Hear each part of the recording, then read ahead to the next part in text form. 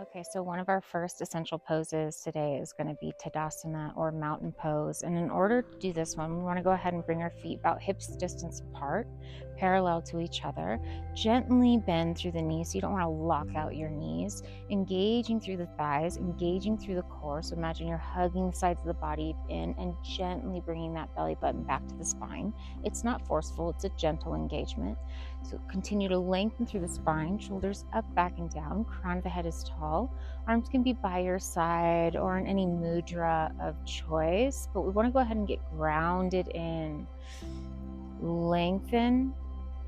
And then if you feel comfortable enough with your balance, go ahead and close your eyes. Taking a couple deep breaths here.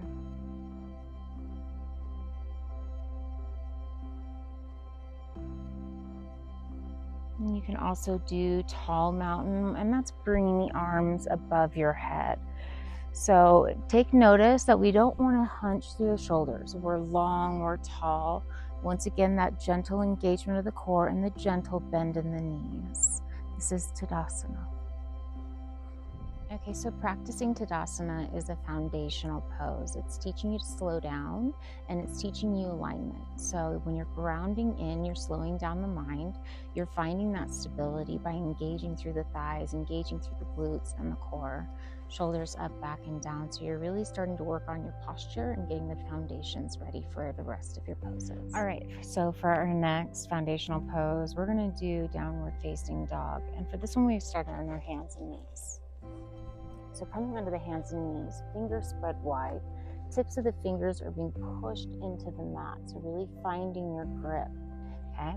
Engaging through the core, bringing the belly button back towards the spine, gaze focusing down, tucking the toes.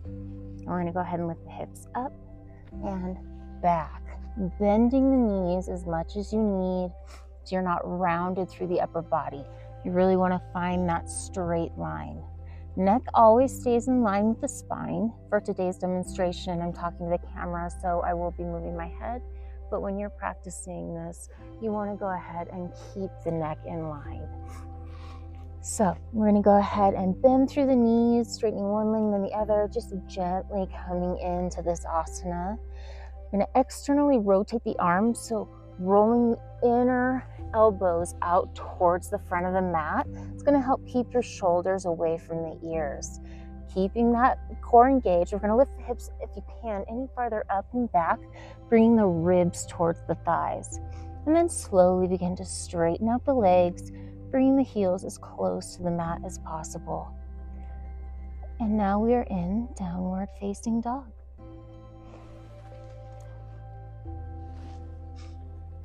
Okay, so as you're learning downward facing dog, a couple things that may be helpful is you always want to keep your weight evenly distributed in your hand.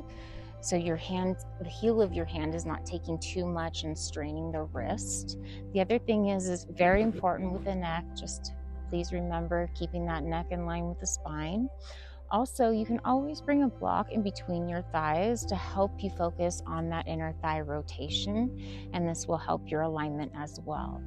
And take your time, be gentle, bringing the heels as close to the mat. It doesn't mean that they have to meet the mat, so just take your time. It's more important to have that length in the spine and the proper alignment than actually having your heels meet the mat. Okay, for our next essential pose, we're going to move into Warrior One. So we're going to go ahead and take the right foot forward, left foot back. We're going to stack that right knee directly above that right ankle. So make sure it's not forward, make sure it's not back. It's directly in line with the ankle, okay? That back foot, the toes are pivoted out towards the side of your mat slightly, engaging through the core. We're going to go ahead and bring that right hip back, left hip forward, aligning the hips, engaging through the core, lengthening through the spine, inhaling, arms up, gently releasing the shoulders away from the ears. We're engaging through the thighs, engaging through the glutes, pushing into that back heel and evenly distributing our weight in that front foot. Warrior One. Coming into the breath and focusing on our strength, keeping that back leg straight. So with Warrior One, we're really beginning to build that balance and stability in our practice. We're also working through the strength in the body. The legs can get tired pretty quick here, but it's also that mental strength. When we meet our asanas and they're challenging, a lot of times we want to get out of them right away. But when we are there and we hold it and we come into our breath, then that's when we start to build that mental and physical strength. Okay, so for our next essential pose, we're going to come from Warrior One and move into Warrior Two. So with Warrior Two, we're going to pivot out the toes a little bit farther towards the side of the mat. Our knee is still stacked above our ankle. We really want to try and bring this thigh parallel with the mat. So we want to try and hold it here. Our arms are stretched out. We're gazing over our front hand. Our shoulders are away from the ears. Core is engaged. And we're coming into our breath.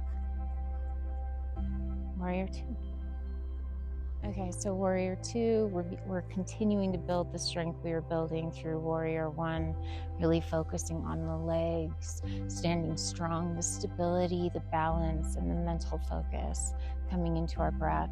And once again, just remembering gentle shoulders, lengthen the spine, core is engaged, making sure the knees aren't collapsing in, they're holding strong, staying stacked in their proper alignment over the ankle. And that's Warrior Two. So for our final essential pose of this video, we're going to go ahead and come into Balasana, or child's pose. So we want to come down to the mat.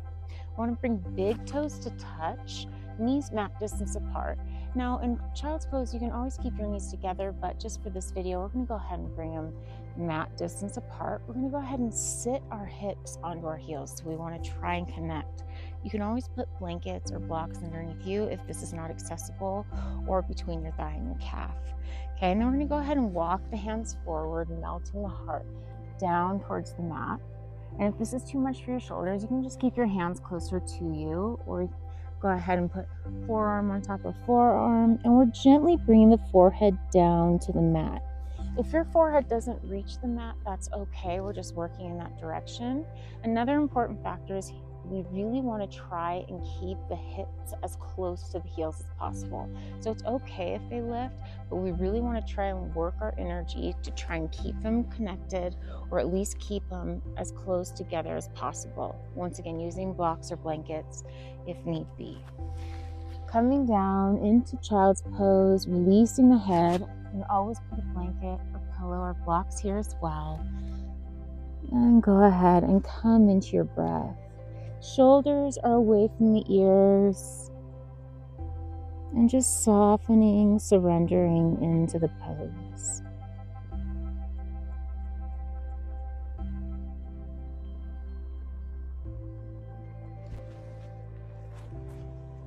And that's child's pose.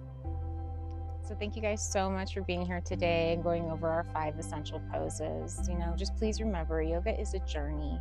There is no perfection, and please don't try and achieve perfection because, well, that's just not possible. So hopefully this was a helpful video, and if you have any questions or have any videos that you would like to see in particular, please let us know. We are so grateful for you and to be here. Beautiful Lake Mary. So have a beautiful day, yogis. Namaste.